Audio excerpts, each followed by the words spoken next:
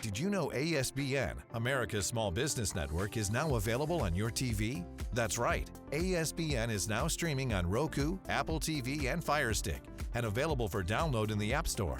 Scan the QR code to download the ASBN app today. Thanks for joining us for another edition of The Small Business Show with Jim Fitzpatrick, exclusively on ASBN.com. According to sales coach, consultant, and founder of Easton University, Mr. Matt Easton, being successful in sales comes down to three things. On today's show, we're learning what they are and how to climb the ladder of sales success. You've seen him here before, the myth, the man, the legend, Mr. Matt Easton. Thank you so much for joining us once again on CBT News. You ready to climb the ladder, Jim? Yes, I am. Yes, Okay, I good. am. What are these three components that you are keeping from us that are worth so much to our bottom line and our sales success? Okay, I'm going to say what they are, but I don't want to lose the audience because they're going to be like, duh, I knew that. It's boring. The three things are: number one, your skill set, which is why people come to eastonuniversity.com, which is why people watch you, Jim. We're all looking for skills. Unfortunately, most of our, how can I get better stops at skills. And that's just one component. Okay. The other two that you have to realize, and this is so critical, so vital in this crazy, chaotic pandemonium of a thing we call a planet today, is your belief system, your beliefs. And then lastly, the third component is your daily activities. And let me share a story with you. It looks like this. The ladder, and Jim, you're going to be mad at my art because I can't draw to save my life. So I made you this. That's okay? not bad, right? It's bad. Okay, let's just say it's bad, but it's a ladder. Okay, here's what I need the team to realize. Okay, these are your beliefs. That's right. This support structure of the ladder. Okay. These are your daily activities. Okay, your skills are the rung of the ladder. Okay. Last time I checked, you can't climb a ladder if it doesn't have steps. Right. And you also cannot climb a ladder if it's missing one of the two supports. Yep. That's a great way to get a workers' comp claim. Climb up broken ladders. That's right. Now, Jim, can I give you the story of how this ladder popped into my head? Please do.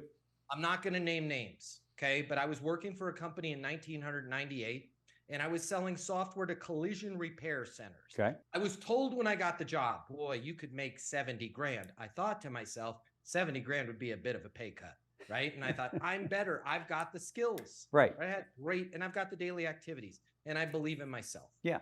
And I did. In a job I should have made 4,000 in commissions. I listened to everything they told me when I got hired, and I was making 18,000 a month, but I was capped.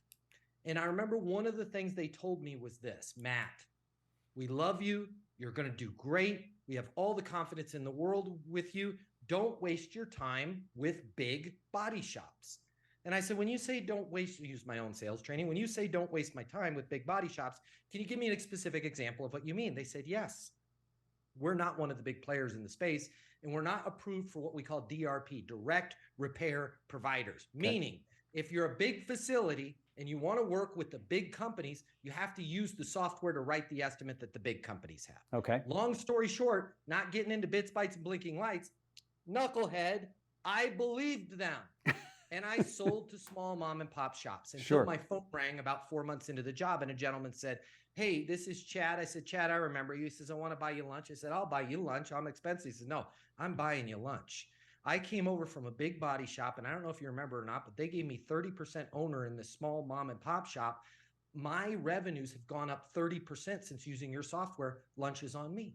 And I met with Chad, and I'm like, what are you talking about? And he said, and he put over an estimate.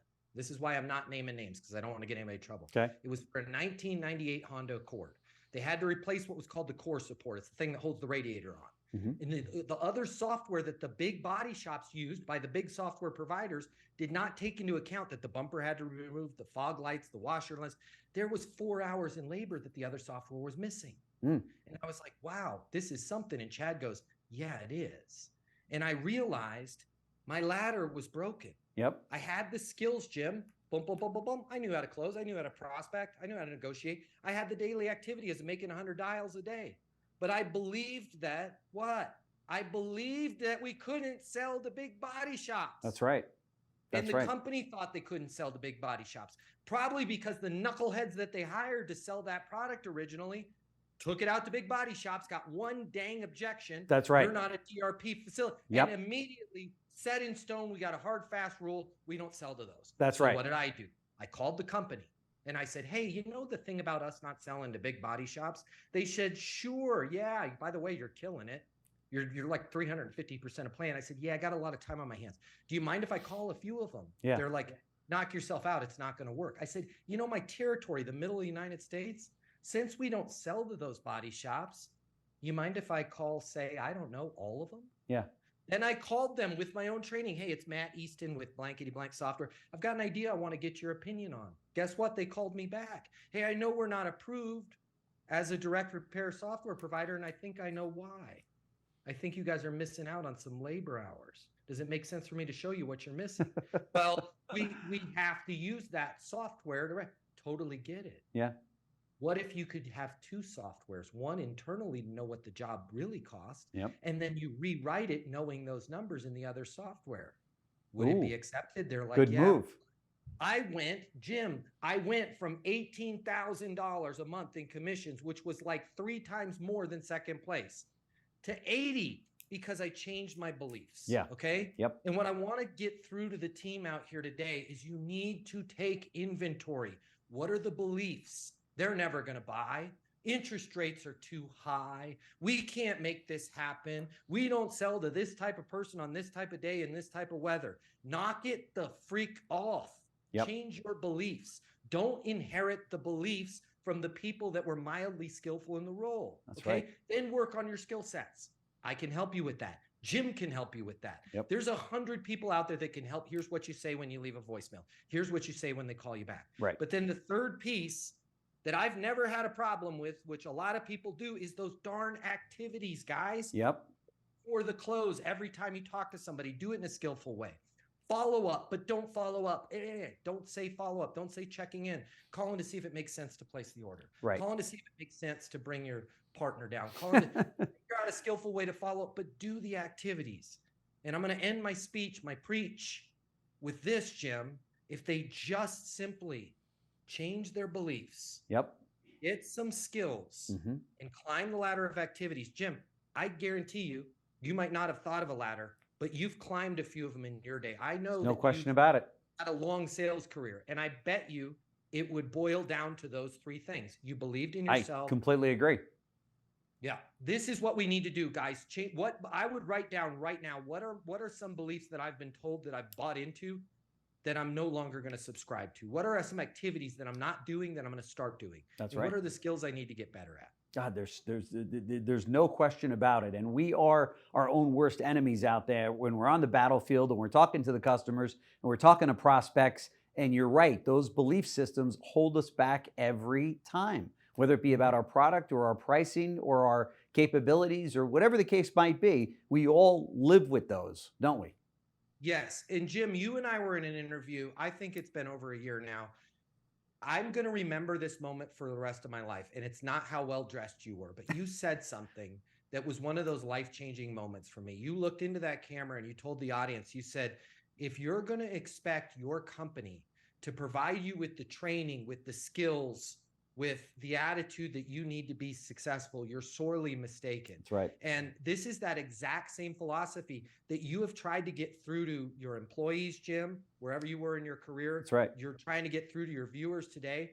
It's our job personally to make sure that we're successful in our life. That's right. Yes, our company wants to help us, but at the end of the day, it's still up to us to go, can I really not do this? And it's really weird. You'll set, like, for example, whatever the career is, whoever the highest person was in that, that's all of a sudden the bar. That's right. And they're like, well, I couldn't sell more than Randy. Randy made 200 grand. So clearly you can only make 200 grand in this job. Nonsense. That's right. That's right. And Randy's been here a long time, and you have to be here a long time in order to make that kind of money because Randy's built a book of business hogwash. Absolute nonsense. That's right. And the economy that we're in, and hopefully this interview will last forever, but guess what? Economies will be bad. There'll always be problems. But there's a lot of people right now that are thinking about quitting their job. Yep. They're thinking about going to work for a different company. Please before you do that, check yourself before you wreck yourself. Yeah. What are your beliefs? What are you inheriting from the person that maybe had a bad attitude that left a week ago? Yep. I just had to talk somebody off a ledge because somebody told them, don't leave voicemails. You're an idiot if you leave voicemails. And I couldn't believe I had to re-coach around this, that I'm like, well, what are you supposed to do with your day? I don't know. I said, what did the person that told you not to leave voicemails do with you? I don't know. She doesn't work here anymore. What happened to her? You can guess what happened to her. She was asked to lack go of productivity. work someplace else. That's right. That's right. What are our beliefs? What are our activities? And then the skills, right? If you believe that voicemails aren't worth your time, they're not going to be worth your time. If they are, they are. And if you can incorporate the skills and make the dials, I'm telling you guys, you can sell 4 times more than Randy did. That's guys, right. It's more than your beliefs. It's more than your activities. It's more than your skills. It's your dang future. Okay? And if you take the 3 of these things seriously and stop inheriting the beliefs, the skills, and the activities from the person that's on their way out of the job that you're just starting at, you're going to do great. I promise you. The world's not as screwed up as you think it is. You just got to have a process and trust it. Boy, I'm going to leave it there because you hit it right on the head. Matt Easton, sales coach, consultant, and founder of Easton University. Thank you so much for joining us today on the show. Very much appreciate it. I know that our viewers get so much out of your visits with us. So thanks so much. I really appreciate it. Until next time. I hope we get through to at least one of them, because there's a millionaire in the making out there watching this right here, right now. That's right. And they're going to change their belief today, and change their skills, change their activity. That's right. And then they can loan the 2 of us some money. Thank you so much. Thanks for joining us for another edition of The Small Business Show with Jim Fitzpatrick, exclusively on ASBN.com.